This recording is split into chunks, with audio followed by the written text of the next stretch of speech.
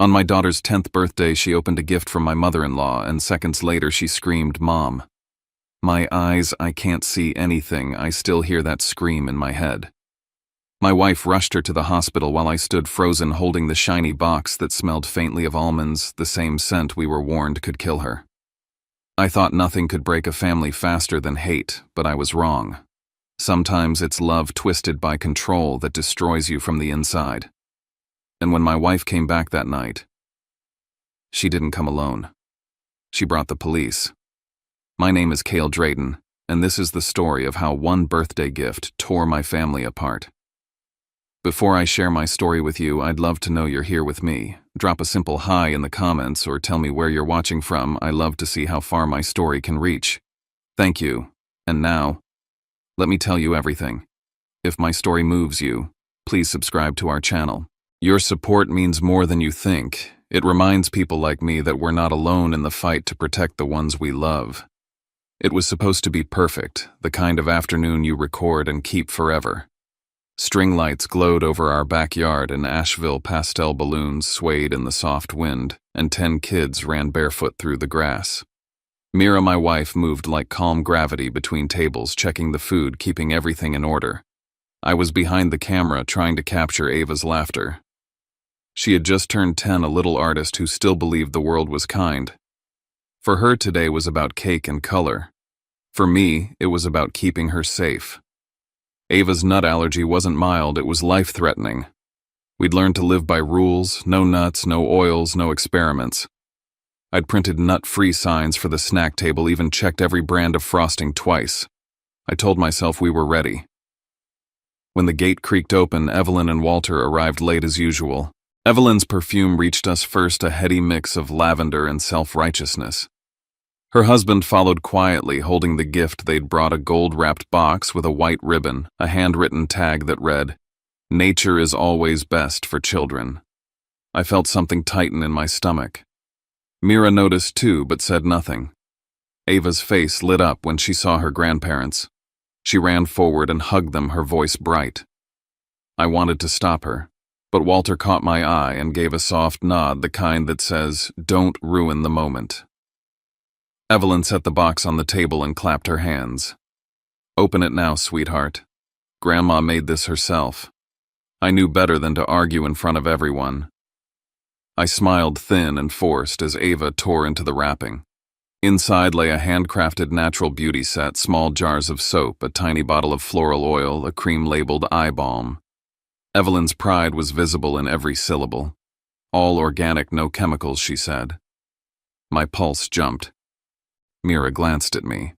I thought about the pediatrician's words, the chart taped to our fridge. No nut extracts, no almond oil, no exceptions. I hesitated just half a second, long enough to let Ava's small fingers dip into the cream. "Try it, honey," Evelyn coaxed. Ava smiled, dabbed a bit beneath each eye, and before I could breathe, she screamed, a raw animal sound that split the air. "Mom." My eyes. I can't see anything. Everything stopped. Kids froze. Parents dropped their cups. Mira sprinted toward her, snatching Ava into her arms. The jar rolled across the grass, leaving a greasy streak on the ground. The smell hit me then, faint, sweet, unmistakable almonds. My hands trembled as I grabbed the emergency kit, but Mira was already yelling for the EpiPen and shouting into her phone for help. I called 911, stumbling over our address. Walter backed away, pale. Evelyn stood there muttering, "It's just a reaction, she'll be fine," as if words could undo what she'd done. Sirens wailed somewhere beyond the trees. I followed the paramedics to the gate, my throat dry as dust. The party emptied around me like a drained dream balloons, collapsing cake untouched. When the ambulance pulled away, I stood alone by the glittering box, that sickly almond scent still clinging to the air. In that silence, guilt settled heavy in my chest. I'd paused for one breath, and it had cost my daughter her sight. Whether this was a mistake or something darker, I didn't yet know. But I swore I'd never hesitate again. Hospitals have a kind of silence that hums. The antiseptic smell burned my nose as I signed form after form, hands shaking so badly the pen left scratches across the paper. Mira was inside with Ava, helping the doctors flush her eyes. From the waiting area, I could still hear faint cries muffled by the door. On her sleeve, I'd seen a shimmer of the cream oily under the fluorescent lights. The scent, almond sharp and sweet, wouldn't leave me. The attending physician came out, his voice steady but firm. The cream had caused a chemical burn to Ava's corneas. The reaction was serious but treatable. She might recover her sight in time if no further complications arose. If she'd gotten here 10 minutes later, he said the damage could have been permanent. His words landed like a sentence. Mira gripped my arm so hard it hurt. I nodded, unable to speak. While Mira stayed with Ava, I sat alone by the vending machines, flipping open my notebook.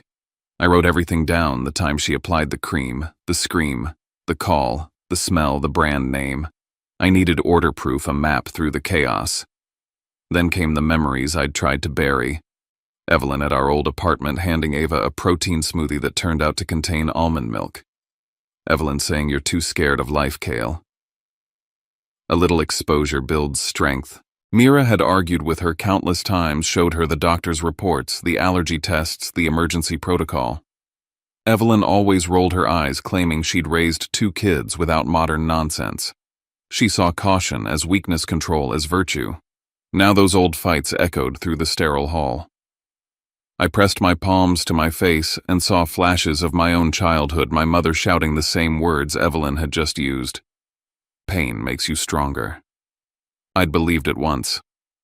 I knew what it did to a kid. And now I was watching history repeat itself through my daughter's screams.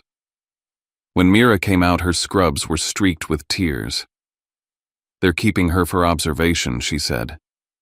"The burns aren't deep. She's stable." Relief hit me like water after fire, but it was brief. I asked, "What did the doctor say caused it exactly?" Mira whispered, "Almond oil. It's right there on the label." Back home, while Mira stayed overnight at the hospital, I forced myself to open the discarded gift bag Evelyn had brought. Inside, beneath the shredded gold paper, I found a folded note stained with oil. Add 2 drops, test reaction. Abnormal response. Immunity. My vision tunneled. I snapped a photo and sent it to Mira with trembling hands. My pulse pounded in my ears. I thought about the line between love and cruelty, how thin it really was. Evelyn believed she was helping, just as my mother once believed breaking me would make me whole. Maybe that's the most dangerous kind of harm, the kind that comes from someone who insists it's for your own good. Sitting in the half-dark living room, I heard the distant storm moving in over Asheville. My phone buzzed with Mira's message. "She's sleeping now. We'll know more in the morning." I typed back, "I found something. We need to talk to the police." Then I set the note on the table, the smell of almonds curling up from the paper. That night I didn't sleep. Every time I closed my eyes, I saw Ava's hands reaching out into nothing, her voice cracking with fear. Somewhere deep inside, a thought I'd never dared entertain surfaced with icy clarity. Maybe this wasn't an accident. And if it wasn't, then love, as Evelyn defined it, had just crossed into something criminal. I looked out the window toward the dark horizon and whispered to no one, "I won't let her hurt my daughter again. Not ever." By the time the doctor said Ava was stable enough to sleep through the night, exhaustion had settled into my bones like concrete. Mira stayed at the hospital, curled up in the chair beside our daughter's bed. I drove home alone through streets blurred with rain headlights stretching like ghosts across the wet asphalt. The house was still lit when I pulled into the driveway. Through the window, I saw Evelyn sitting in the living room, upright, serene, sipping tea as if the day hadn't happened. Walter stood at the kitchen sink, shoulders bent, head lowered. The moment I stepped in, Evelyn looked up, her voice calm and clipped. "How's my granddaughter?" The way she said, "my," made my stomach twist. "Alive," I said, shutting the door behind me. "Barely." She raised an eyebrow. "Don't be dramatic. Kids recover fast." I stared at the mug in her hands. Steam rose in lazy curls the same way her confidence always did, slow, deliberate, impossible to stop. I asked what she'd put in the cream. "Natural oils," she answered, tone sharp as a needle. "Nature is meant to heal, Kyle. You people live in fear." I laid the photo of her handwritten note on the table, the words, "Add 2 drops, test reaction," glistening in the lamplight. "What is this?" I asked. Her eyes flicked toward it, then back at me. "You wouldn't understand. You're part of a generation that panics over everything." Walter stepped forward, voice trembling. "Evelyn, enough." She ignored him. "You and Mira are raising that child to be fragile. The world isn't sterile, Kyle. A little adversity never killed anyone." I clenched my fists until the nails bit my palms. "You nearly blinded her." Evelyn smirked. "You're too soft to raise a strong girl." The words hit me like something physical.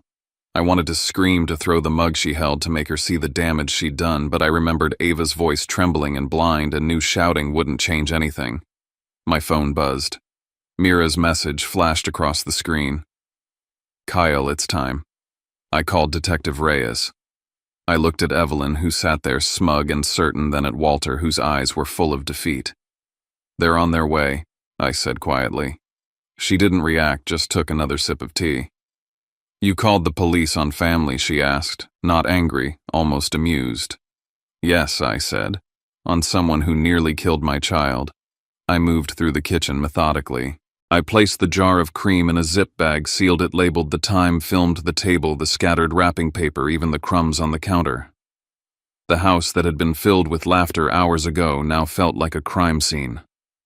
Walter came to my side, his hand trembling on my shoulder. "I'll cooperate," he said, voice raw. I told her to stop. She wouldn't listen. I knotted my throat tight. When Detective Reyes arrived, the red-blue pulse of his cruiser washed through the curtains. He was calm, professional, his notebook open, his questions steady. I explained everything. The allergy, the warning signs, the hospital diagnosis, the note. I gave him the photos I'd taken. He bagged the evidence carefully, then looked at me. "Mr. Drayden, I'm going to be honest with you. This isn't the first complaint involving your mother-in-law. There were similar reports in Winston-Salem 2 years ago, children harmed by homemade oils. None of them pressed charges. Maybe now someone finally will." The words hollowed me out. "You're saying this isn't new?" He shook his head. "Not new at all." Walter turned pale. "She told me it was harmless experiments," he whispered. "I didn't know she'd done this before." Evelyn didn't look at him. She just stared at the window as if watching something none of us could see. After Reyes left, silence fell hard. I gathered a few clothes for Mira, and Ava folded them neatly into a duffel. The birthday lights outside still swayed in the wind, their bulbs dimming one by one. I locked the door behind me and whispered to the empty house. "If justice has to walk through my front door, then let it. I choose my daughter." Rain came again that night, soft and cold, dripping from the eaves like a ticking clock. I hadn't slept when the sound came, 3 deliberate knocks on the front door. Through the glass, blue and red lights flickered against the wet street. Evelyn sat where I'd left her, still in that purple dress from the party, a porcelain figure with a cup of cold tea. Walter was beside her, head bowed, eyes hollow. I opened the door. Detective Reyes stood under the porch light, water glistening on his jacket. "Mr. Drayden," he said, "we have a warrant to collect additional evidence and bring Mrs. Hartwell in for questioning." Evelyn didn't flinch. "Questioning," she repeated as if tasting the word. "For what? Loving my family too much?" Reyes ignored her tone. "Ma'am, please stand." She laughed softly. "You people are unbelievable. I raised Mira with these hands, and now she sends the police to arrest her own mother." Mira appeared in the doorway behind him, soaked to the skin, her hair plastered to her face. Her voice was quiet but sharp. "You almost killed my daughter." Something shifted in the air. Evelyn's eyes darted between us, searching for someone to take her side. I stayed silent. Anything I said would only be another wound. Walter whispered, "Evelyn, you need a lawyer." She turned to him, voice dripping with disdain. "I need my family to stop betraying me." Reyes motioned for his partner to collect the items I'd prepared. They photographed the kitchen, the table, the notes. The click of the camera echoed through the house like distant thunder. Evelyn stood, straightened her dress, and faced me. You think this will make you a hero? You think locking me up fixes what's wrong with this world? I said nothing. Walter's hands shook as he reached for her. Please, Evelyn, he whispered. She pulled away. You'll see. She'll thank me one day. They escorted her out in silence. Rain splashed across the steps as she walked to the cruiser. I watched her climb inside, her reflection fractured in the wet glass. For a moment I almost pitied her, the certainty that had ruled her entire life was finally turning on her. But then I saw Ava's frightened face in my mind, and the pity vanished. Reyes lingered after the car pulled away. His voice dropped low. Cale, there's something you should know. We found 2 prior incident reports in Winston-Salem chemical burns from similar mixtures.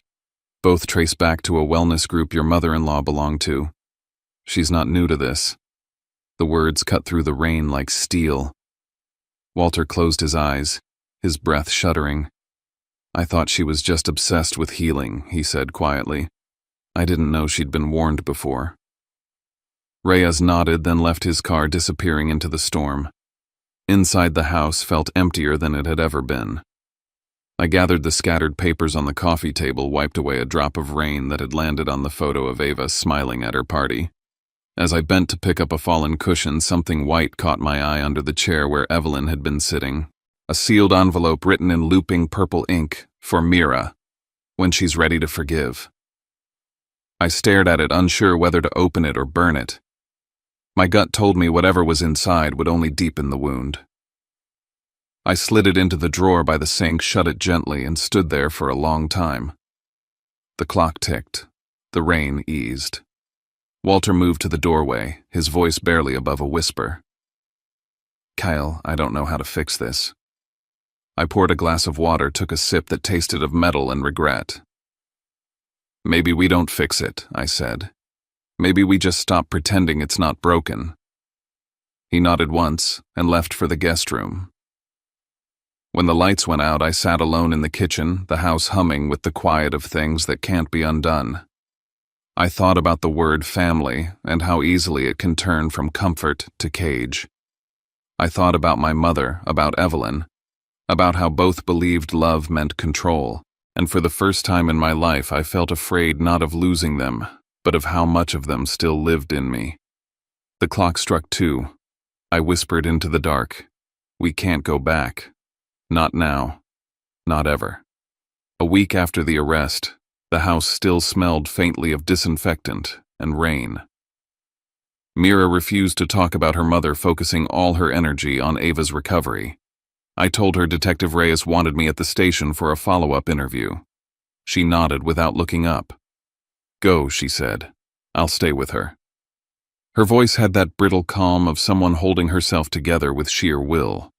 The police station in Asheville was nothing like the movies, no buzzing drama, just fluorescent lights that made every face look tired.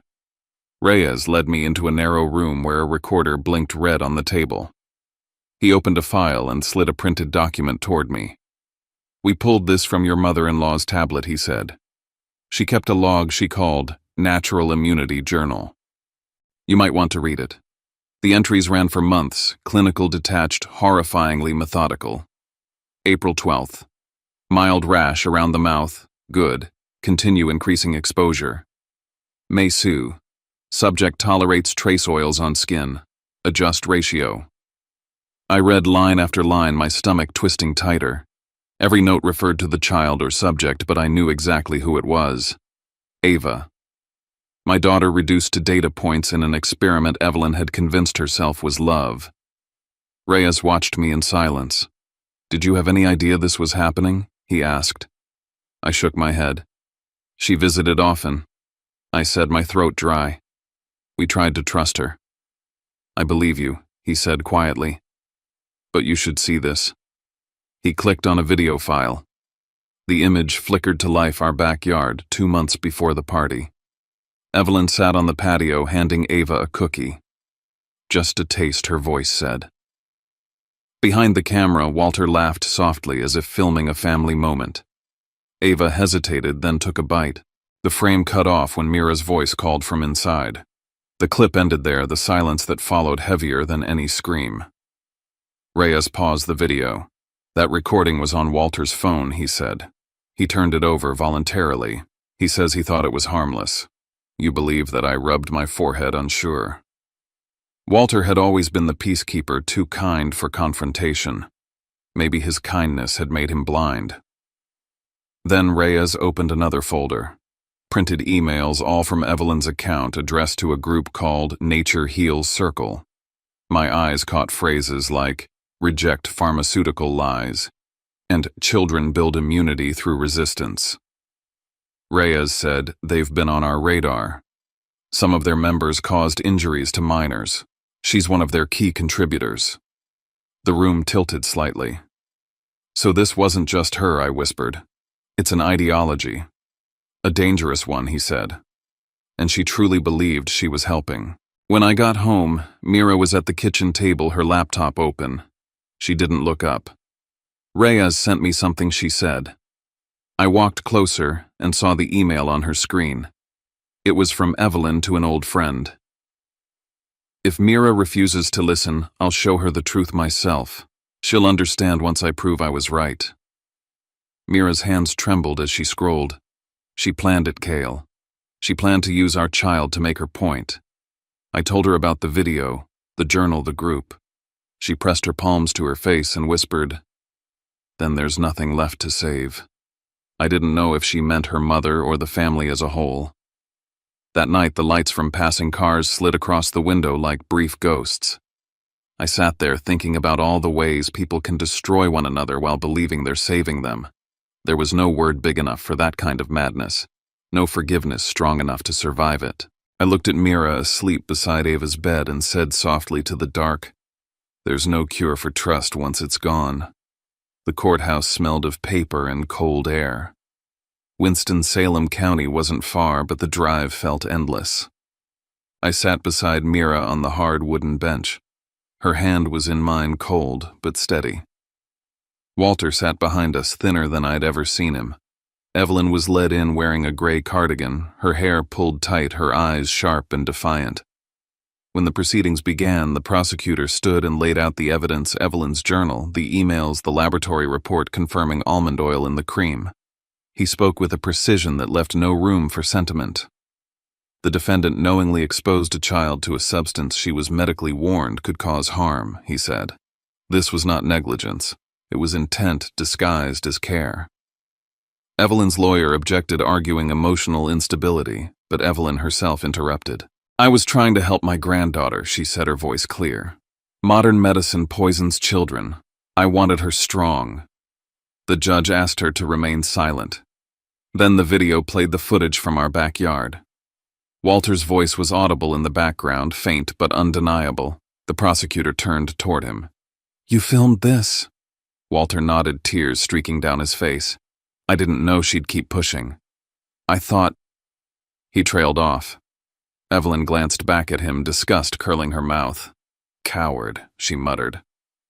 Next, Evelyn's defense tried to present an email showing Mira's supposed consent for gentle, natural exposure. For a moment, my heart stopped until Reyes stepped forward and handed over a forensics report. The email was fake, created from Evelyn's home IP address. The courtroom buzzed with low murmurs. Mira covered her mouth, shaking her head. Evelyn's mask cracked for the first time. She looked down at her hands, silent. Dr. Harlow, the pediatric specialist, took the stand. This is not an isolated incident, he testified. 3 months before, we treated another child for similar burns. The woman who brought her in identified herself as Evelyn Hartwell. A sharp intake of breath rippled through the room. Walter stared at his lap, whispering something like a prayer. Finally, the prosecutor introduced the envelope I'd found, the one labeled, "For Mira, when she's ready to forgive." The judge opened it, unfolded the letter, and began to read aloud. The handwriting was elegant, deliberate. If anyone must take responsibility, let it be me. I only wanted to prove that a mother's instincts are never wrong. The room went still. For once, Evelyn said nothing. Her head bowed, her hands clenched together, as if even she could no longer believe her own words. When it was my turn to testify, I told the court what I'd seen, what I'd smelled, the almonds, the panic, the way my daughter screamed for light that wasn't there. My voice broke halfway through. Mira wept quietly beside me. I turned toward Evelyn. "You said pain makes you strong," I told her. "She's strong now, but not because of you. Because her mother ran fast enough to save her." Evelyn's eyes glistened, but she didn't respond. By the time the judge adjourned, everyone looked drained, like the air itself had been emptied of oxygen. He announced that sentencing would be delayed pending review of the psychiatric evaluation and the evidence of prior harm. It wasn't victory. It was limbo. Outside the courthouse, Walter waited under the stone steps. His voice was hoarse. "I'm filing for divorce tomorrow," he said. "I can't save someone who doesn't want to be saved." His words sounded less like anger and more like mourning. Mira and I walked toward the parking lot in silence. The sky was pale, washed clean by last night's rain. I reached for her hand and she didn't pull away. For the first time in weeks, that felt like enough. As we drove away, the courthouse shrank in the rearview mirror, but the weight of it stayed with me. It wasn't just a legal battle anymore, it was a reckoning with the idea that love could justify harm. Some truths didn't end with a gavel. Some lingered quietly, reshaping the people who survived them. That night when I tucked Ava into bed, she asked if Grandma was still mad. I brushed her hair back and said, "No, sweetheart. Grandma's just lost." She nodded, her eyes half closed. "Then maybe someone should find her." I kissed her forehead and whispered, "Maybe. But not us." And as the house finally fell silent, I realized what this fight had truly been about. Not just justice, not punishment, but breaking the cycle. The kind of love that hurts in the name of healing had ruled too many lives. It ended here. The morning of the sentencing felt like the world had stopped to hold its breath. The sky hung low over Winston-Salem, heavy with rain. Thunder rolled somewhere in the distance as Mira and I walked up the courthouse steps beside Walter. None of us spoke. We had said everything there was to say in the quiet hours before dawn. Inside, the air was cold and sterile, the hum of the overhead lights cutting through the silence. Evelyn sat at the defense table, pale and rigid, her hands folded tightly in her lap. The confidence that once radiated from her had faded into something brittle, almost hollow. When the judge entered the room, fell completely still. The prosecutor began by reviewing the evidence, the journals, the emails, the videos, the analysis of the cream, and the letters exchanged with the Nature Heal Circle. Each piece of paper landed like a small hammer, nailing down a truth we had all been trying to deny. Evelyn's attorney stood next, asking for leniency on the grounds of psychological instability, calling her a mother trapped by her own trauma. But the prosecutor's rebuttal was sharp, unflinching. This was not madness, he said. It was pride masquerading as love. Then Mira was called to the stand. She walked up slowly, her posture straight, her voice steady, even as her hands trembled. "I've forgiven my mother more times than I can count," she said. "But forgiveness isn't a shield for harm. I just want my daughter alive. That's all." Her words echoed through the courtroom. Evelyn looked at her eyes, glassy, lips tight. When it was my turn, I took the stand and felt the weight of every eye in the room. I told them about the birthday party, about the scream that tore through the air, about the way the world tilted in that moment. I believed family meant safety, I said, but now I know it can also be the place where danger hides behind love. My voice cracked on the last word. Evelyn didn't look away. Just as the prosecutor began his closing statement, Evelyn suddenly stood. Her voice sliced through the room. "I didn't do anything wrong," she said. "If Ava weren't so weak, this wouldn't have happened." Gasps broke out. The judge struck his gavel, calling for order, but she went on her words, trembling. "You don't understand. I lost a child once. She died from those poisonous drugs the doctors gave her. I couldn't let that happen again." The room fell silent. The truth hit like lightning through the storm. Walter's face crumpled. Mira's sob tore the air apart. Evelyn's voice faltered, then small for the first time. "I was just trying to stop history from repeating." Walter rose from his seat. "It did repeat," he said, his voice breaking. Because you let your fear become your weapon.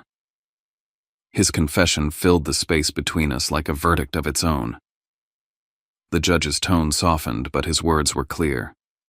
Fear cannot excuse what was done. We all suffer loss, but no one has the right to cause another. He paused, then read the sentence: 3 years in state prison for reckless endangerment of a minor and full restitution of Ava's medical care. Evelyn closed her eyes, her shoulders sinking. As the deputies moved to escort her out, she turned once more toward me. I only wanted her strong, she whispered. I met her gaze and said quietly, she will be. Just not your way. Rain drummed against the courthouse windows as we walked out. Mira gripped my hand, her fingers cold but firm. Walter stood at the base of the steps without an umbrella, letting the rain soak through his coat. I looked at him, unsure if there was anything left to say. He just nodded, eyes red and distant. The storm thickened, gray sheets falling across the city. For the first time in months, I felt something shift inside me, a strange lightness buried under the ache. Justice had come late, but sure, like the storm breaking after too many dry days. As we walked away, I whispered to myself, it's over now. Or maybe it's finally begun. 6 months later, the rain had given way to spring.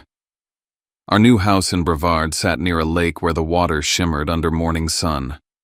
No alarms, no cameras, no echoes of the courtroom, just wind moving through the grass and the soft sound of Ava's laughter as she painted on the porch.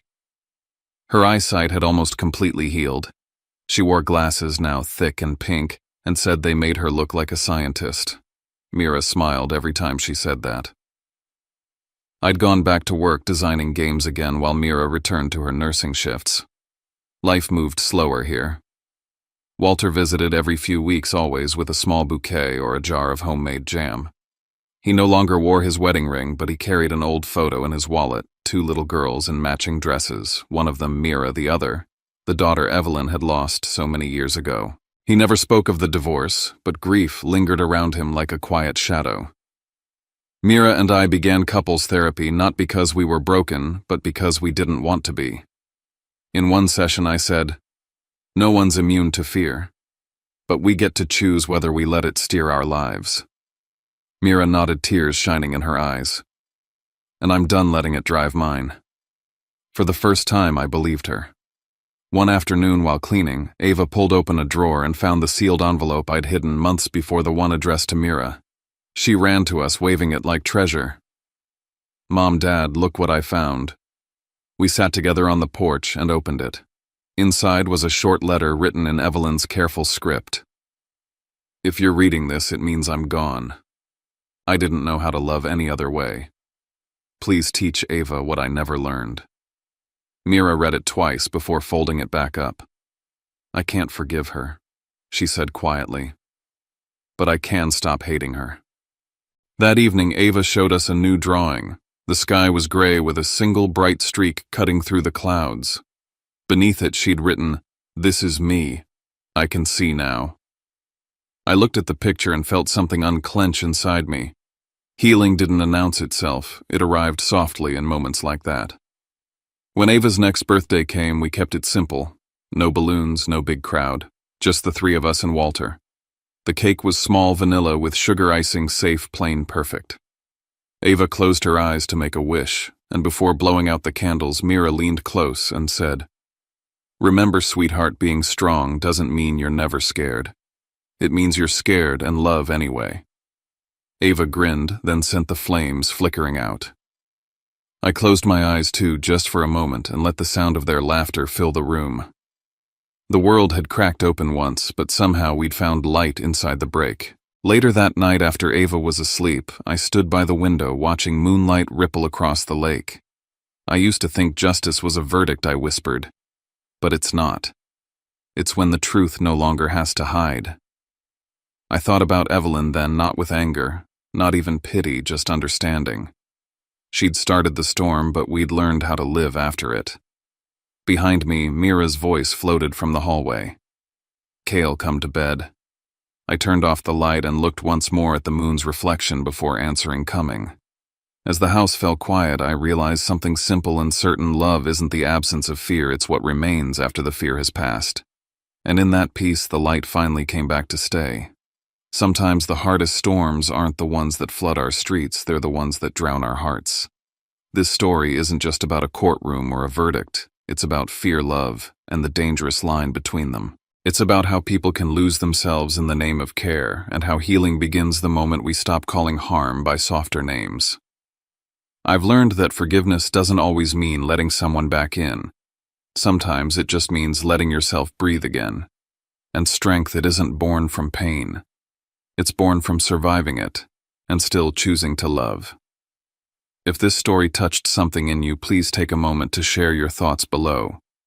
Maybe you've faced your own kind of storm, one that changed the way you see love, family, or trust. Tell me where you're listening from, or simply say, "I'm here." Knowing you're there means more than you can imagine. And if you want to walk through more stories like this about resilience, redemption, and finding light after the dark, please subscribe to the channel. Every voice, every comment, every listener helps remind someone out there that even when everything seems broken, there's still a way back to peace. Thank you for being here, for listening, and for believing that light always returns.